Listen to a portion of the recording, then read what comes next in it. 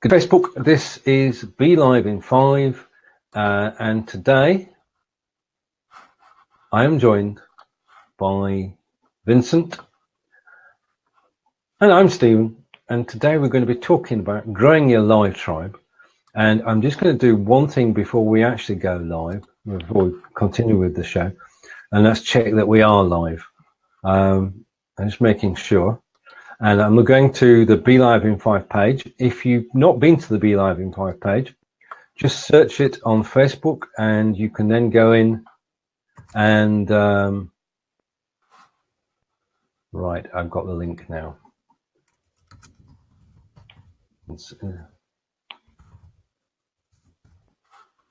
Right, so I've got the link. I'm going to share the post and share it to my timeline.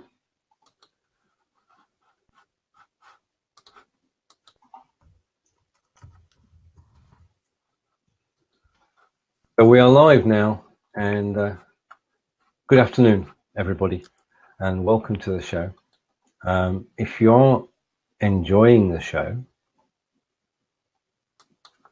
welcome to the show. If you are enjoying the show, you do enjoy the show, then please share. If you're watching the replay, as many people do, 2/3 of the people who watch the show will watch the replay. So if you are watching the replay, please share. And the link to the post is, just let me pass this on. I'll put it in the chat. Right, so that's, the link is now in the chat bottom left, so we can share that out. Now, this is Grow Your Live Tribe, and welcome if you're watching live. If you could enter a comment, that would be great, because then we know who we're talking to. So that's that. Now, in terms of growing your live tribe, the first thing that we did was to create our Twitter account this week, and we're following the progress of that over coming shows. But today is a special show because we're going to chat with Vincent. And Vincent, first of all, if you could explain a bit about your background and your involvement in, well, what you do. Great to have me on, Stephen. This is great. I will preface all of this by saying I'm very new to the Be Live world, and already I had a great conversation with you on a previous show as a guest. David Burrows was on as well, and I just actually sent him the link. Synchronistically, he just messaged me, and I said, "Hey, we're live." So I sent him that link. I live in Colorado, Midwestern state here in the United States, obviously. And since 2009, I have worked with youth musicians and their families to build life skills, to give them opportunities, and to provide some pretty interesting opportunities by thinking outside the box, mostly in a volunteer capacity, but that's changing, which is great, to make it sustainable. So we have a pretty remarkable music scene here that's growing in Fort Collins through something called the Music District, which is a very unique, one-of-a-kind place. And then I also like to connect internationally. Started that a few years back, and I have my first guest on my first show was a guitar player in London that I've been working with for a few years. Got my next show is going to be a Romanian guitar player who's 14, who's my favorite guitar player in the world. His name is Andrei Servu. Rock guitar player and blues, and then has some connections in Australia as well. Oh wow, truly global. Absolutely, looking to expand all the time. Right. And when you how do you discover an artist? How do you hear about them? Searching. The Australian connection came first. When I was doing my radio show, one of my guests that was local tapped me into an Australian community radio station in Melbourne, and we ended up doing a trade where we would have artists that I was working with interviewed on their show, and then vice versa. I would interview, typically live, these artists from the Melbourne area on my show, my radio show, and I would play a couple of their songs and so forth. And there were about 20 different artists that I connected with. So that really whet my appetite to keep doing that. And then it's funny, actually, because I think a big lesson for me is that it's always good to be able to think outside the box and try things. They're not always going to work out. I tried to connect with China. In retrospect, I find it very humorous because, to be frank, they're really not looking for unique artists there. I think it's they have a template of what kind of artists they want to promote in China. Yeah. And then I tried, there was a very talented drummer in Japan. And I quickly found out that the communication, the English was not fully there. I certainly don't speak Japanese. And even in the best situations, when you're dealing with all the intricacies of working together as musicians, even if you both speak English very well, it's hard to communicate about some of that stuff. So the fact I was looking at hiring a translator, I was like, no, that's not going to work. And then I found Lucy Gowan on a website and was pretty astonished at her level of playing. And I was thinking, London, what could possibly be cooler than that? It's where the British Revolution, the British rock revolution happened, and the British invasion. So I kind of have jokingly say I'm starting the second British invasion. I mean, Lucy is a very talented young lady, isn't she? She is indeed. And, she started guitar when she was 6, and an extremely supportive family. Really all starts from the family when you're dealing with the youth. And parents that know that it's about the life skills, not about becoming rich and famous in 2 weeks. And that's the last thing that I would ever wish for a youth artist, is to have that level of exposure when you're just starting out. So there's a lot of life skills to learn, and we've done some various projects together, which have been very, very gratifying and very successful. Brilliant. I mean, I can, in Japanese, I can count to probably 5.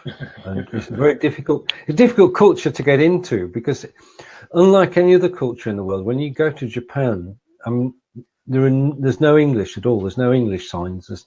You've got to make your way around purely by photographs. And if you go into a restaurant and you want something, you've got to point at the picture. Melbourne, however, is a different story, because Melbourne is a cultural hub, isn't it?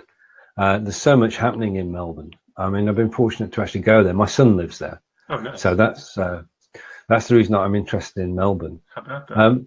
And you say your connection was through your radio show? It was through my radio show. I had a weekly show. I took over a radio show. It was funny, just briefly. A friend introduced me to the radio station, and I was like, that sounds kind of interesting. I went in there and I thought, well, let me make a demo just to learn the equipment. It'd be fun to do a demo for a blues show. Wasn't expecting to get a show. They already had a blues show. And they heard the demo. They offered me to take over the show called The Kids Show. The person that started it was not able to continue doing it, but they wanted to keep it going. And it was having kids on, talking about soccer, playing their favorite CDs. Very unique, wonderful format. And I think once in a while they might sing. I turned it into an all-music show where musicians would come on and they would play live, and I would interview them. And I found that the interviewing was as important as the music, basically. Right. And so I learned how to use I went from the talk studio to the studio where we had the professional mics, where they would have bands come in for this adult theme show that they had on. So I started from scratch and learned all that equipment. So that's how that show began. I'm not sure if I answered your question at this point. No, I was just basically, it was about the radio show, and because the radio show led to the artist promotion that you're involved in now. Yeah.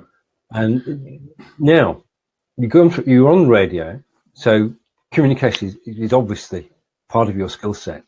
But going to live video, how's that transition been? Well, I will say, pardon me, let me get a little drink here. Yeah, sure. One of the groups I had on to talk about the video, one of the groups I had on had mentioned they were on the local TV show through the school district called PSD TV. So the school district has a cable show. And I was like, wow, what's that? So I set up an appointment, and I met Herb and Matt, who ran the video station. They had a nice studio. They do things out in the field at the schools and all that sort of thing. And Herb, who ran the station at the time, was a real music lover. He grew up listening to rock like I did. And we just thought this collective light bulb went off as we were having this first discussion. He's like, well, let's try a show. Mm-hmm. And I was like, whoa, this is not what I had anticipated, you know? Yeah. It's like, okay. So it was the same format as the radio show, except it was typically about a half hour as opposed to an hour. It was not weekly. It was just a matter of me finding the talent, typically who I'd met through the radio show, bringing them on. And so I got my first exposure to be in front of a camera, which is much different. You have to wonder whether you flossed or pay a little more attention to whether you shaved and what you're wearing and that sort of, and then positioning. So I did start to learn some skills about that. And I was very awkward at first and very stiff. But at the same time, I was kind of a living testament to what I try to impart to the youth. It's about the experiences. It's about working through it. So, I don't give out grades. It's not like a class, but if I would, it would be an A+ every time, because you're going through the process. You're learning. There are a lot of different things to learn that when people first come in, they don't even know what they don't know. That's true. Yeah.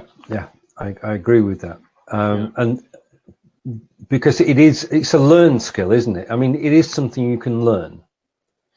It's absolutely a learned skill. Everything, it's sort of like learning an instrument. The people that play the best are the ones that have put in the most practice time. Yeah. I mean, there's certain things you have to, like in my case, I think I have a pretty good grasp of the English language. I grew up with a strong focus on word usage, and I like to think I like to use words. How profound that is. And then I think just having a sense of being a good listener, I think, is a huge part of all of this, is being able to really listen to somebody. And I know when I was a guest on your show previously, I mentioned that there are times on radio where you'll hear interviews on radio, and it's like the host can't wait to start talking again. Yeah, I know what you mean. And they'll just and you're really good listening, obviously, and that's what makes it comfortable. And I think that's what leads to a viewer experience, and not just that, but the network of people that are watching the guests. Like if their friend comes on as a guest, they're like, wow, you did such a great job on that show. You were able to tell the story. And a big part of that is that the host let them do that. Well, thank you for saying that, because basically, as far as I'm concerned, if I have a show and I have a guest, the guest is who people have come to see. I mean, I enjoy talking, I enjoy people listening to me, but if I'm interviewing somebody or chatting with somebody, then it's important that people actually get to listen. Now, you then went on most recently to discover BeLive.tv. How did that come about? Yeah, that's pretty incredible. One of the artists that I work with, Emma Marie, actually work with the most, her mother, Cindy, told me about BeLive. And it's funny because going back a couple of years, she was the one that told me about Periscope. And I started to get a little bit into Periscope, and then I kind of dropped off using it. So when she told me about BeLive, so Emma and Lucy did their first show together prior to my first show, and I watched them, and I thought, that's incredible. Like, you can have the two of them on, and then an additional third guest, and I just realized it fit a lot of what I was looking to do. And right away, I was like, I'm doing this show all the time. Like, my goal at this point right now, I'm setting up a goal is to do, well, with guests, maybe at least once a week, and then a show just talking about my program, the RAMP program, which is the Rising Artists Mentorship Program, potentially 5 days a week, because it would help me it would even help me understand more about what the facets are of it. Because I've been going along doing this for, about 8 years now, and just kind of finding my way. And I've had people say, that's really, you've got a story there. And these are things that ideally are duplicable. This program could be worldwide. And in some ways it already is. And I think it could expand. So there are a lot of stories. And again, going back to the life skills that can be learned, and knowing that that's what it's about, and not trying to become rich and famous. Well, I mean, it's also, I mean, as you say, life skills, and your people can actually come on here to a small audience and get used to being live on camera. It's a huge skill. It's a huge skill, and this is just the beginning. I mean, to be able to have 3 people on, you have a lobby of up to 10 people you can put on. And what I did in my show is I had an album, Facebook album that I made relating to my guests, and I used that as a promotion a couple days ahead of time. And then I pulled that album up. So when I was doing the show with Lucy, we were able to look at these pictures and relate the stories. Hey, tell us about that picture. She's like, oh yeah, that was a great day. I was in the Gibson tour bus. Telling us about being on the Gibson tour bus while looking at that picture. So people get it. It's more interactive with the experiential for people that way. It's nice to look at our mugs and all that sort of thing, but to also have a story in pictures is really helpful, I think. Well, it's true. I mean, it is about storytelling, whether it's your own story or somebody else's story that you're actually facilitating. And comment, first of all, hello to Robert. Hey, Robert. And hello to Cindy. Where are they from? Oh, Cindy, this is Emma's mother. Hello, Cindy. So this is terrific. Cindy, I have to tell you, I don't want to embarrass you, Cindy, but I will. If you could pick like the perfect parent to work with the RAMP project, Cindy would be the person. She's been unbelievable to work with. She gets it. Like, we both get it, you know. And Emma's learned so much from Cindy being a music teacher, being very knowledgeable about music, and being kind of laid back about it all at the same time. I mean, there's a lot of hard work that goes into it, but you know, having a sense of being very grounded, I think, is really important. So hello, Cindy. Cindy lives here in great name of a town, Loveland, Colorado. Is that a great town? That's a great name for a town, yes. Yeah. Indeed. And just to read out Cindy's comment, Emma and Lucy did some great planning yesterday for the Be Live show. Brilliant. Wonderful. You couldn't, and they're so well spoken. I mean, these two youth, they just turned 13. Right. Yeah, they're as well spoken as any adult that I've met. Right. Now, that leads on to the RAMP program. Could you tell us how that began, what it is, and where it's headed? I appreciate the question. It changed names a couple times. Like, I'd called it the Youth Leadership Music Project. That doesn't make quite as good an acronym because nobody, YLMP, it's like, what is YLMP? Little joke there. But yeah, okay. It kind of, it's still evolving, but I think that I was finding that there were certain areas of projects, and I've been documenting this I think that Be Linked is really good to get an overview and a chronological overview of someone's projects. And when I look at that, I can kind of see certain projects and the duration that they lasted. This one kind of led into that one. So RAMP being an acronym for Rising Artists Mentorship Program, there are local and non-local youth musicians that the dynamic is really great. There's like an incredible dedication to becoming a good musician and learning the life skills. There's the parents that are very fun to work with. And then dependent upon where that musician is, we can try different things. It might be helping them set up gigs.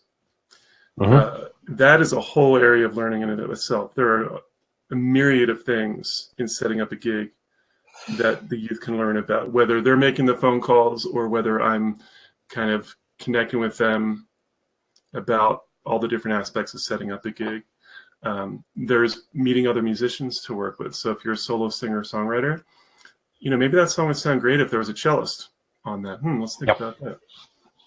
Maybe it's time for them to go to a recording studio, so I can expedite that, kind of help them find somebody.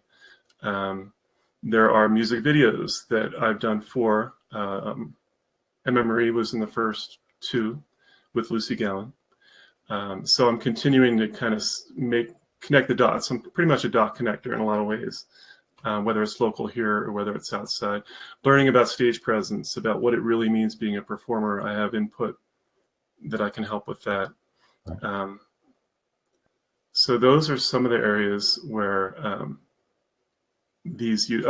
having a local mentor, that's a new area where we have some very successful musicians that one in particular, her name is Danielle Ate the Sandwich. It's a great name, but she's very successful in what she's doing.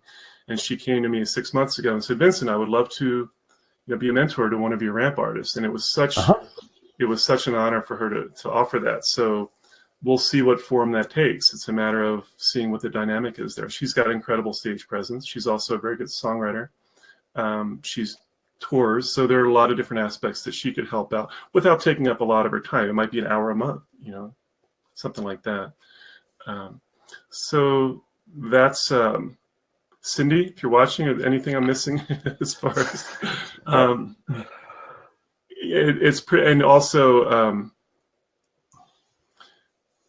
just keeping in a learning environment is a big part of it, whatever that happens to be. I can give an objective view about an artist's performance or music that a parent can't, because a parent is always going to say, "Oh, you're fantastic, that's great." Now, somebody in Cindy's case, she has the knowledge of music to really back that up. Stage presence, I can be a lot more objective, and certainly not in a critical. I'm very careful with how I word things. So it's a question of being supportive. The question of being supportive. Yeah. Yeah. And parents are too close to this. They can't actually help because they're too close. And parents are incredibly helpful with the logistics that are involved. And no, I think, and again, I revert back to Cindy, and I've worked more with Cindy than any other parent, just because, getting back to the scope of RAMP, certainly there are many things that Cindy and Emma and their family have done without me being involved, and that's fantastic. At the same time, kind of when I started connecting with Emma Marie and her family, I felt that if I can really hone in on one artist and really kind of work together and see where this could lead, it could help me understand more of what my abilities are, how I can help. And also if it kind of helps to shine a spotlight of sorts on our music scene here, because this one artist is doing these really remarkable things, it will help the other artists that are here locally and the other artists that are involved in RAMP. So my calling card is sort of like, let's be ready. Like, let's say in 6 months, there's a cover story on Rolling Stone magazine. I'm exaggerating, but let's say there's like, what is it about Fort Collins? Well, they may be seeking out other artists here, and my hope is that these other artists understand what these skills are, and they've been putting these skills into practice, and they have a mindset that it is about the learning. So if that opportunity comes for a really remarkable, whatever that happens to be, they're going to be ready for that. And in the meantime, let's all learn as much as we can. Indeed. I mean, the thing is that we are continually learning, and no matter where we are on this, there are things to be learned. And if you have any questions for Vincent, then please just post them and we'll bring them up on screen. They not only feature live now, but will feature in the recording as well. So after this show, this live show will take the recording down, it will go onto YouTube, and it will stay on YouTube. So if you want to be featured in the show, just write a comment, we'll feature it on screen, and you too can be a part of the show. Now, what does come across in everything that you've talked about so far is your passion for what you're doing. It seems to be something that you really enjoy. It's true, and I think there's something about the arts, there's something about music where I made the comment on the previous show I was your guest, that the arts are really the soul of a community. And specifically, music is a very powerful medium to express. And, I grew up I was born in 1964, and I had 6 older siblings where I'm listening to this great rock and roll Traffic and, Jimi Hendrix and Allman Brothers. And there was such a, there are certain bands like that. There's a lot of complexity happening to that music. And so it's heartwarming. It's encouraging that the youth today, like Lucy, are really into some of this rock and roll, because I think there's a depth to it. And so Emma's more kind of pop based, but there's a complexity to her music. Some of the music that's out there, this is no surprise to anybody hearing this, but it's hard to see value in some of this music. The messages that are coming across now, Emma wants to affect people with her music by being encouraging, very profound stories. Emma's adopted. Her birth mother wrote a poem to her, and there's a good relationship there. And then Emma made a song out of it called Whispers of Love. And I've heard this song probably 50 times, and I still tear up when I hear this song. So there's a meaning to these songs that are being put out there. Maya Bennett, another artist locally here, and there's just a texture and a flavor to this music that I feel is really important that we encourage that. It's not about getting on the pop charts where you have there's one artist in particular, it's a household name, and I won't even mention the name. Okay. And I watched this video and I was so disappointed because I couldn't find any redeeming value from this song. I just couldn't find anything. And so It's nice that we can encourage artists to have a purpose behind their music. And we have a question. Pete, thanks for joining us. But Pete's question is, where can we find Emma's music? Great question. Thank you for that. Emma has a website, EmmaMarieMusic.net. So Emma, EMMA, Marie, MARIE, music.net. And she's got all of her social media links on there. And she has, oh my gosh, she just was in the recording studio for a brand new song, Gold, which is going to be coming out soon. And it is going to knock people's socks off. It is an incredible song. Emma's written about 35 original songs. And these are quality songs. These are really good. She's getting better all the time. You know, when I first met Emma and her family, she was like just turned 10, I believe. And terrific vocalist. And she's only getting more richness to her voice as she gets older and so forth. So EmmaMarieMusic.net is her website. She's on all the social media. And Pete's brilliant. Pete's just requested that we drop links in the comments, but we'll do that when we finish speaking. So Pete will post the links afterwards. So all links to the artists and to the and also to the ramp program. Is there any way that this is probably a off the wall question, but is there any way that people are interested and can get involved in the program? Oh yeah, they can contact me for sure. And probably might be the best way. I have an email, Facebook page. My website is ramp.guru, which is GURU, which is like a .com, except it's a newer domain name, ramp.guru on there. Absolutely, there could be a myriad of ways that they can get involved. I'm always looking to expand the breadth of the reach of what we're doing. And it's actually probably a good time to mention that I also, through a brilliant music teacher from a local elementary school, Taveli Elementary School, Tara Sparks, very dynamic. And we, for 3 years, have taught youth how to be junior broadcasters.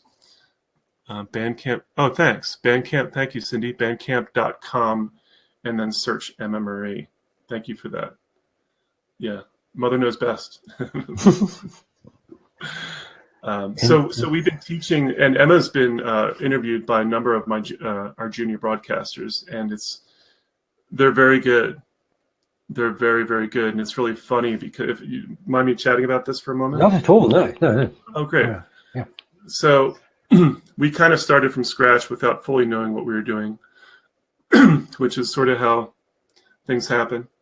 And I had a couple youth kind of guest hosts on my radio show back when I was doing it. So Tara and I came up with a kind of a rough template as to how to do this after school class, which was about 11 kids each year.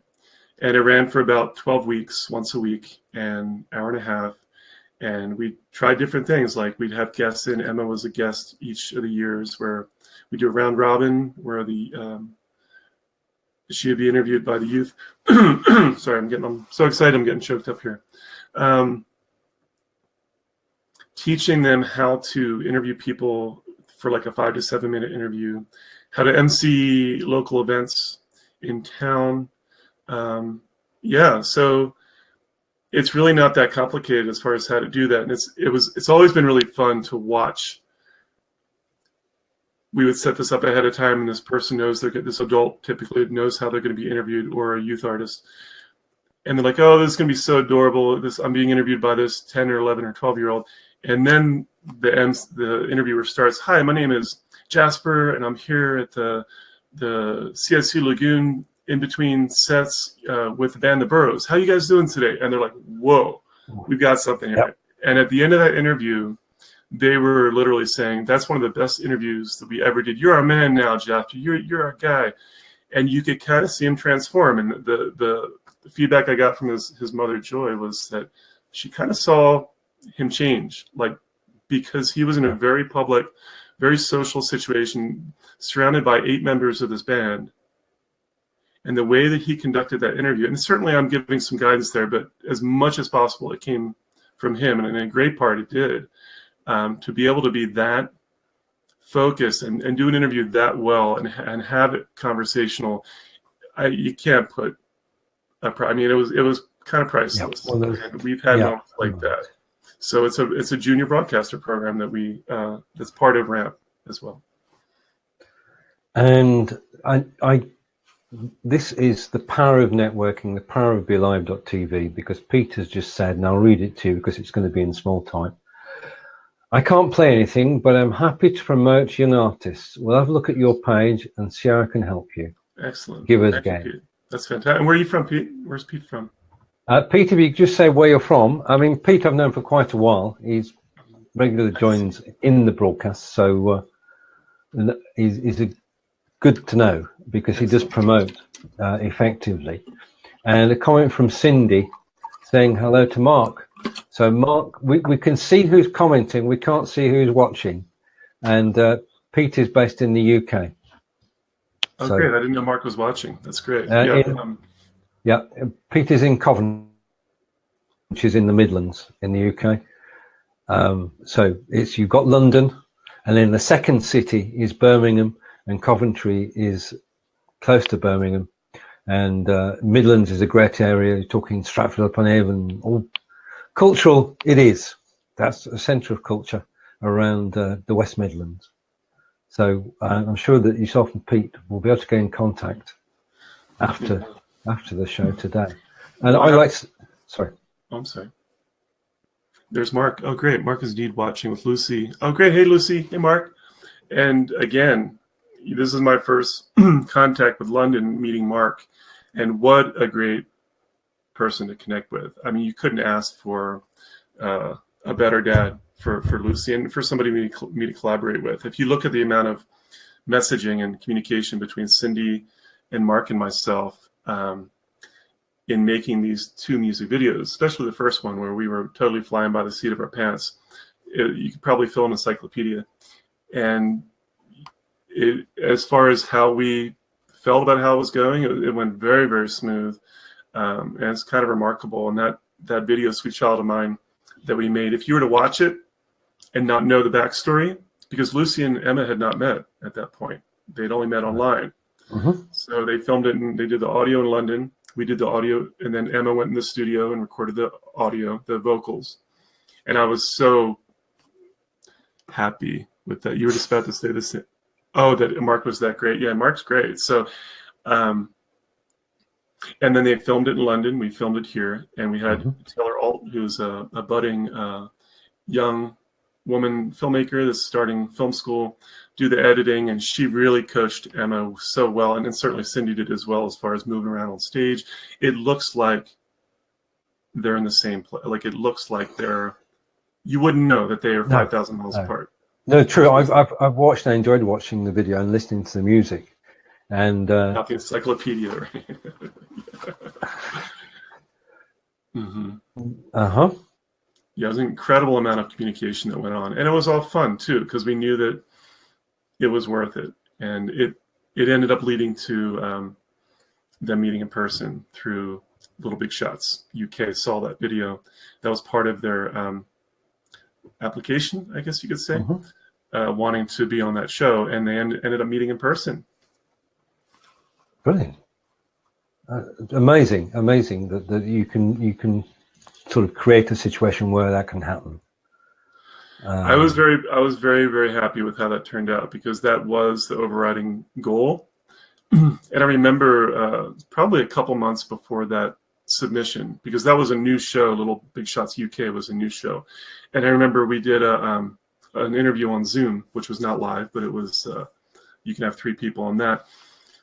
And I remember saying it's probably not a question of if, but when you two will meet in person, because they had grown so close online as friends. And then sure enough, within, well, how much longer after that? Maybe it was 10 months after that interview that they actually met in person. When exactly was that? It was like late October of last year is my guess. I'm thinking that's when that was, that they actually met in person. So, and they're staying in touch, of course, and they're planning more collaborations.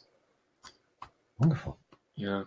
Yeah, I mean, so it's great that they're watching this. I just have to thank you for having me on, and I feel a little selfish that here is the man, Stephen Healy, and I'm like your sole guest in the show, being able to talk so much about Ramp.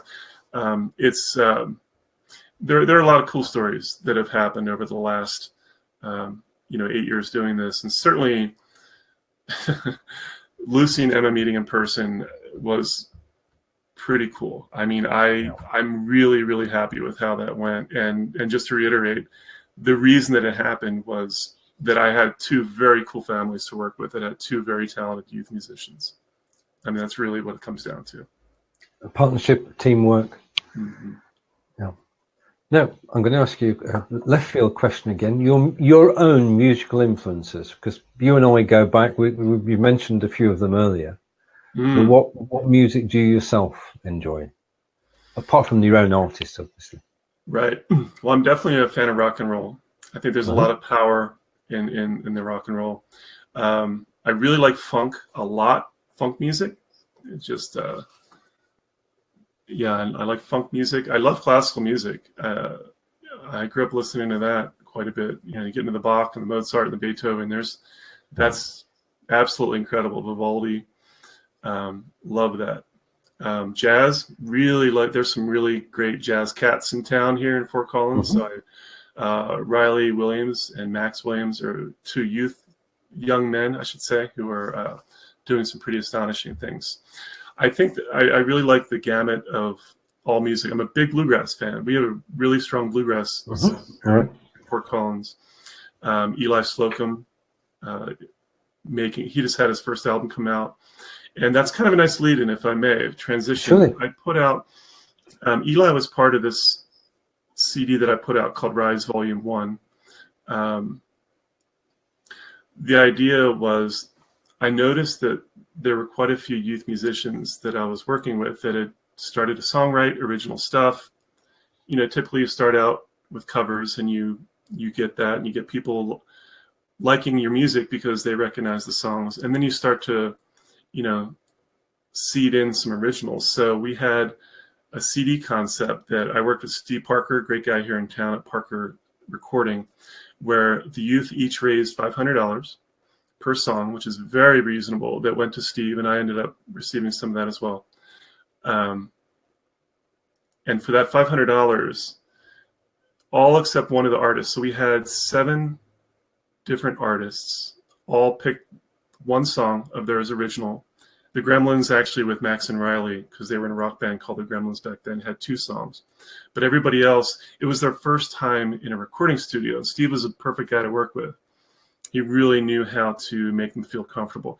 And the concept of going in to a studio, if they were trying to record 5 songs at your first time in the studio, that's crazy. Like, first of all, that can get prohibitive financially. And then just being able to say, hey, we got this one song that's on a compilation CD. So it was a compilation CD where they could all be a part of something kind of bigger than themselves. And then they each got 50 copies of the CD as well. I paid a youth to design the graphics for the album cover. She did a fantastic job on that. So, and we did one duet, couldn't really afford the $500. So we had a show where different artists from that CD performed, and it was $5 a piece. We raised enough money for them to get that song on the CD. And I would really like to do another one at some point. Certainly Emma Marie. I would love to have a song of hers on that if she was interested. And there are other artists in town. You know, it would be very interesting to do that again. You have so many projects on the go. Yeah, a lot of projects. And, you know, the radio show, I'm not currently doing the radio show because I did a lot of those and it was kind of time to take a break. So what I'm kind of focused on now is certain artists where the parents are willing to pay a certain amount a month for me to work a certain number of hours on the different elements of how I can help them and so forth. The TV show, I'm not currently doing that. That's transitioned into Be Live TV. For those that are watching that have not done Be Live TV, I was talking to my brother Jim in Pennsylvania earlier today about, you know, really consider like doing this great training that you do on Udemy. There's a great training course that you do that's like super inexpensive. 8 hours of, you know, anybody that were to watch that training would feel comfortable trying a show. So I think that Thank you. It's a nice lead in for you right there.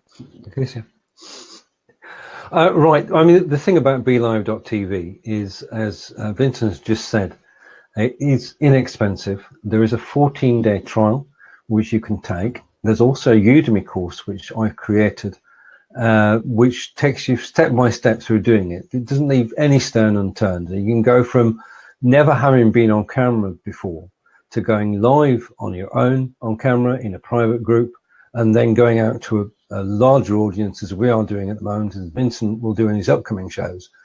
And it is the most effective way to get your message across and to reach out to an audience who want to watch the videos. And don't forget that if you do a live video, you can actually download the recording and you can repurpose that recording in a blog post, on YouTube, on Vimeo, in fact, any way you like. You can edit it, you can take chunks out of it, you can repurpose it, you can use it for marketing. This is not the end product that you're watching now. This is the work in progress, because the product becomes a product once we've actually finished this recording. So thank you for that shout out for the Udemy course and for BeLive.tv. Now, BeLive.tv have a special day. They have a birthday coming up, their first birthday, which is in October. So we're going to prepare for that. And there'll probably be some celebrations on that day as well. And they're coming from Cindy. I'm going to read it out because this will definitely not all fit on the screen. Emma and Lucy are doing the free version. Is that considered a 14-day trial? Also, which package allows them to screen share? Thanks. Okay. It is the 14-day trial, and you've got a countdown which will show you how many days are left. And basically then you've got to choose between the standard package, which is 2 people on screen with no screen share, and then 3 people on screen, which has the screen share incorporated. That's either 50, well, as we're in the UK or in the US. In the US, it's $15 and $25. In the UK, it's £15 and £25 because the exchange rate is 1. We could have a discussion about that, but we won't. But that's how it works. So if you've got any questions at all, then there's a group that you can join. If you do a search for Belivers, Vincent and myself are in there. If you go into the Belivers group, you can ask any questions there. There are nearly 3,000 people, and that's about 10% of the people using Belive at the moment. But you get any technical questions answered there. You get support, and you know, it's just the best place to be if you're on BeLive.tv. And we have our Aaron joining us from good morning from Texas, San Antonio. How are we doing? How are we doing? Great, Texas. Excellent. Yeah, we're doing good, and we've been talking. Vincent and I have been talking about RAMP, which is the Rising Artists Mentorship Program. If you watch the replay, you get full information on RAMP, and we'll be posting links here afterwards. So, as we said a moment ago, this is just the start of things. It's not the end of things.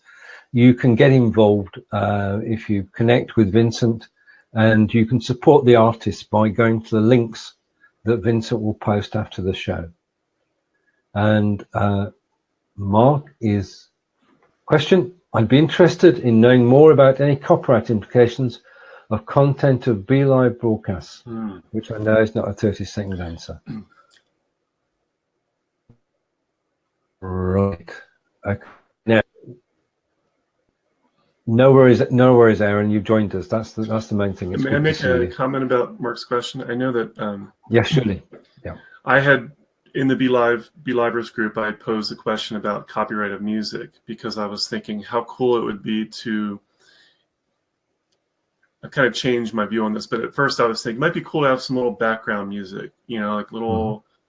Because if I have friends over and we're talking about cool stuff, I'd probably have some music on, and it was very clear right away that you can't just put on like the Beatles on the background. Like, that's copyright. Yeah. And then I was thinking, wouldn't it be cool? Emma's certainly accomplished becoming very good at keyboards, and Javi Gorong, who they're starting to collaborate. She's local, and she's been playing. She's 14. She's been playing piano for 10 years, so she's quite good. And I thought it'd be really cool to maybe have her create like an hour-long just improv. And I thought that might be kind of cool to have in the backdrop. So a couple of things that came up. It was really good. People are so helpful in these groups, wanting to learn together, and they have different ideas. First, I don't know how good the background music would sound because we're trying to pick up our voices clearly.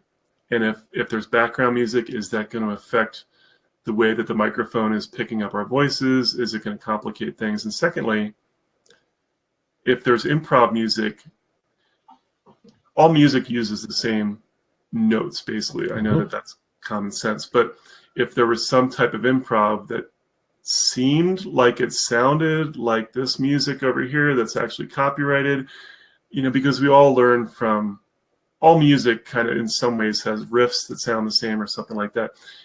It would be a bad thing if Facebook said, well, that sounds a lot like this copyrighted material. I'm going to just give you a warning, and I'm going to make you take your show down and all that sort of thing. It didn't seem at the time that it would really be worth it. After the show, I'm going to introduce you, possibly tomorrow, to a gentleman called Jojo Keys. Now, Jojo Keys is a music teacher in school, and in addition to that, he's been hosting a show for the last 90 weeks. And during those weeks, he's had at least one artist on live every week, and he's never had a problem. So if anybody knows about live music, it's Joe, because he's never been banned from Facebook. His show plays out every week. They major in unsigned bands from all genre. Yeah. And he promotes them. He's interested in the finished product. Yeah. So he will take somebody who's released a demo, and he will bring them on the program, or if they've even known artists from the geographic area he operates in. So I'll put that link up so that both you and Mark can have a chat with Jojo Keys, which is not his real name. His real name is Joe Liedka. And as I say, he's a music teacher, and I've known him for several years. And in fact, he was one of the first people I interviewed on live video. So it could be useful to you.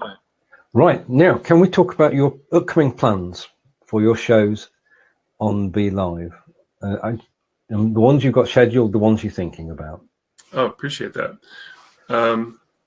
As soon as I can, I'm going to have Emma Marie and Lucy on my show as a team or solo Emma Marie. Emma's involved in her first professional theater run, so she's quite busy these days. I want to work that out. And Andrei Servu, the 14-year-old guitar player from Romania, he's going to be my next guest, and we're working out the date. Hopefully it's going to be within a week. Pretty much all of the artists that I've been working with through RAMP, I want to have on the show. And I'm also connecting with adults who are in some capacity involved in the arts. Yes. So it's funny because when I realized when I was taking the training, I got all inspired, which I still am. I was like, I'm just going to make a list of all the people I want to have on my show. And I've got about 100 people written down. And some of them are promoters of the local music scene. Emily Satterley is doing some really remarkable things. That Emma, actually, her song Gold, they have this. She has this concept where you have a rough draft of a song, and you send it to the site. And there's about 8 different producers that look at that, and Emma's able to say, I want it to kind of sound more pop than rock. I want it to sound more adult than youthful. I want it to sound more raw than electronic. And the producers all have their vision of what that means. And the producers each make a song, and she gets to choose which producer to work with. And then that producer gets the money that's in a pot, so to speak. Brilliant concept. So Emma had a wonderful experience and recorded that song a couple days ago. Another actually quite high profile guest is Don Grierson. And Don actually, he was a promoter of the Beatles. Oh, right. I always feel funny saying that because it's so crazy, but he's a legendary A&R person who actually was born in Australia. Very interesting life story. And we're hoping for him to come out to here in Fort Collins. He's agreed that he's interested. We're working out the details for that. So if anybody has some remarkable stories, and he does like to stay more current and not so much focused on the past, but certainly, being able to have ongoing Zoom calls one-on-one with him over the past year has kind of been incredible. Sometimes I'm like, am I really having this one-on-one conversation with Don? So this way he'll be able to connect with the people that are watching. Really incredible guy. I'm also open to the Belivers, such as David Burrows. I want to have him on my show. I'd love to have you on my show. I think as a whole, the people that are doing really great things with BeLive, I would love to have as guests on my show. So even though the guests may not specifically be a part of their local music scene, that could change. You and I were having this conversation about that. Indeed. My partner's son is actually in 2 bands at the moment. He's lead guitar. I mean, he's first of all to say that he's actually 30.